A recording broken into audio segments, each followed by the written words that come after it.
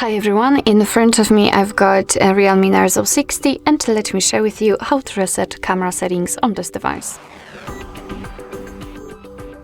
So let's start with opening the camera app, and I hope that you can see those grid lines. I've applied them before I've started recording in order to show you the visual evidence that the reset option will work. So basically they should disappear. So all we have to do right now is to tap on the settings, which are in the right upper corner, and then tap on settings themselves. Here we have to scroll down to the very bottom and tap on restore defaults. Let's confirm it, and as you can see, actually nothing happened, but whenever we will come back to the camera, we can see that the grid lines are now visible, and it simply means that we just successfully reset all camera preferences. Alright, so that will be all. Thank you so much for watching. I hope that this video was helpful, and if it was, please hit the subscribe button and leave the thumbs up.